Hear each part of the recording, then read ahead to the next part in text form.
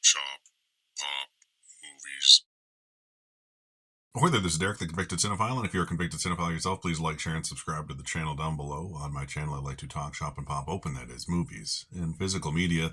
And today is a day in between, a couple more important days. We had the Critics' Choice nominations recently, and tomorrow is the Golden Globe Award nominees. But today I thought I would do my AFI versus NBR video I was hinting at, see what movies cross over, and then compare it to last year and see how many films crossed over to Best Picture from those lists as well. So I have a few graphics to show what's going on. Some are nicer than others, I'll just say that ahead of time. That I did. A couple of them are just lists of names for last year, but it gets the point across just as well. So let's start with the National Board of Review winners. We have One Battle After Another as the winner of Best Picture, and then they do a top 10 films below that. So there's technically 11 films for National Board of Review, but One Battle After Another was the winner, so I have it on top there. And then we have, in alphabetical order, Avatar, Fire and Ash, F1, the movie, Frankenstein, J. Kelly, which is out now on Netflix, and I watched it last night, and I actually quite enjoyed it. I liked it more than I thought I would, to be completely honest. George Clooney's fantastic in it, so is everyone else. Adam Sandler. Adam Sandler gives a very good performance. Nothing I didn't really dislike about it, for the most part. Gets a little too on the nose at times, but other than that, I enjoyed it quite a bit. Marty Supreme, Rental Family, which is one of the surprise inclusions, I would say. Sinners, Train Dreams, which I'm happy to see. Wake Up Dead Man, A Knives Out Story, and Wicked for Good. So those are the 11, technically, National Board of Review Best Picture nominees, or whatever you want to call them, top 10 of the year. Yeah, outside of, I'd say, Rental Family and Knives Out and F1, those are like the three that were like kind of surprises. National Board of Review doesn't have the best track record at matching the Oscars. Not that that's their job. I respect the fact that they go for what they like, and that's cool. Not every Best Picture category has to have the same 10 movies in it or whatever. So props to them for picking what they enjoy. This year's seems a lot more accurate than last year's. I'll just say that. We'll get into that in a minute. Now we'll do the AFI list from this year. We have, in alphabetical order, Avatar, Fire and Ash. I keep wanting to say Way of Water. Fire and Ash.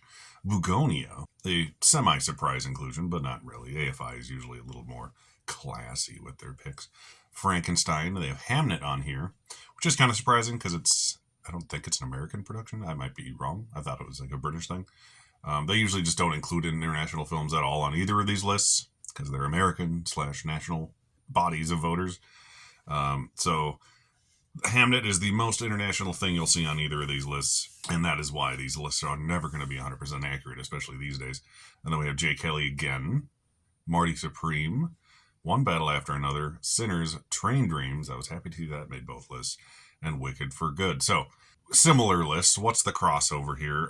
We actually have, I believe, 8 films. There is Avatar, Fire and Ash, Frankenstein, J. Kelly, Marty Supreme, One Battle After Another, Sinners, Train Dreams, and Wicked for Good. So those are 8 potentially of your 10 Best Picture nominees, and the other 2 slots could be some come out of nowhere American film that ends up sneaking into Best Picture. It could most likely be an international film that does not qualify for either of these lists, something like A No Other Choice, or It Was Just an Accident, or even Secret Agent, potentially. Are all 8 of these films going to get into Best Picture is really the question I have today. I'd say probably not, but it's very likely. Avatar missed out on Best Picture at Critics' Choice, but they had a weird scenario where they had to write in everything. Otherwise, I think the rest of these made it in.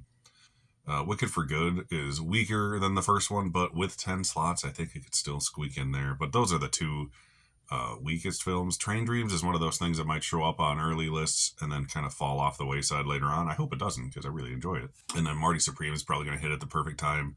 Sinners and One Battle seem indestructible as far as their Oscar chances go.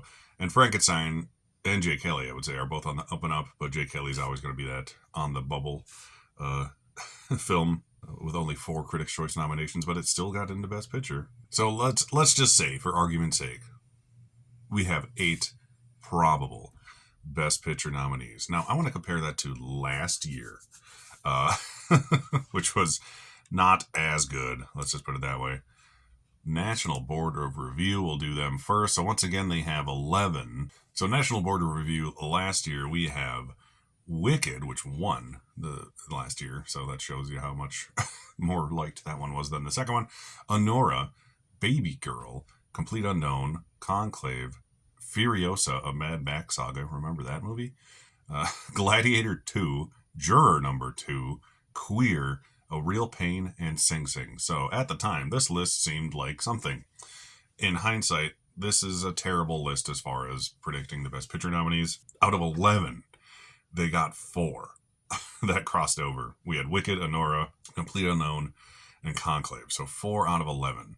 And then AFI's top 10 list, which was much more accurate to the Oscars, we have Honora, The Brutalist, A Complete Unknown, Conclave, Dune Part 2, Amelia Perez, which is the international film that snuck in there, which is unlikely to show how powerful that movie was at the time, Nickel Boys, A Real Pain, Sing Sing, and Wicked. So out of all of these, the only ones that missed Best Picture were Sing Sing and A Real Pain, which were on the other lists. So they had 4 out of 11. This one has 8 out of 10.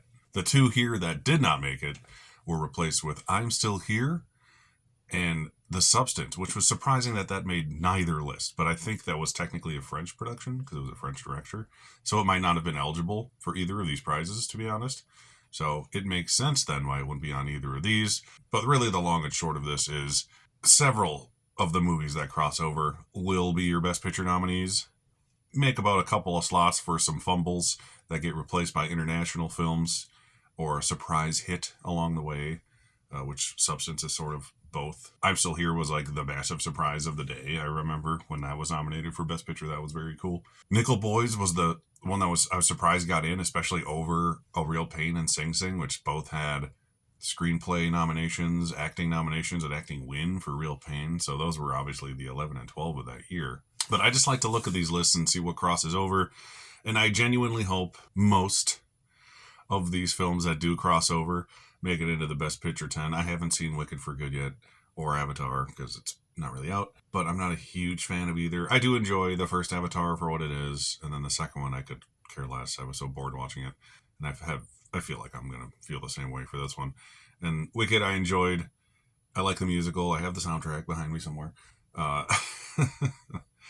But I hear this one's just underwhelming compared to the original, which I'm definitely a fan of the more of the same, not getting into Best Picture, with the exception of like Dune Part 2, which very underperformed compared to the first one, but it was at least arguably better than the first part. So still powerful enough to get in there for Best Picture. These 2 movies, on the other hand, blockbusters they may be, no one seems to like them as much as the other one for the most part. There's a handful of outliers who prefer them, it seems like, but for the most part, it just seems like more of the same or a disappointing ending to a very good part 1 of a film. I'll probably look at these again after the Best Picture nominees come out and do a real comparison. I did a video like this last year, so if you want to go way back and watch me compare those 10 films and see what crossover, please do so. I just thought I would do this. I love doing this to see what matches up. There's some on here that there's like no way in hell are going to get in, like Wake Up Dead Man, not going to get in there. Rental Family, outside of a miracle, that is not going to get in there. They'd have to do like Coda-like miracle comeback for that to go anywhere. And is there 1 or 2 that get in everywhere that miss out in the end, like Sing Sing and Real Pain? That's what I'm afraid of for Train Dreams, or possibly Jay Kelly could be one of those movies that gets in all the places and seems like a lock for the most part, and then just falls to the wayside over some random thing or something that really doesn't deserve to get in, like the 3rd movie in a franchise that, you know, everyone likes to go see, but nobody really cares about. Yeah, I guess. Whatever. That's all I wanted to talk about today. Thank you for joining me if you did. I'll be up bright and early tomorrow for the Golden Globe nominations. I'll try to do it live. Otherwise, I will at least watch it live, record myself reacting to it live, and then upload it right after the fact. I'm always up that early anyway, so watching something at 7 a.m. means nothing to me.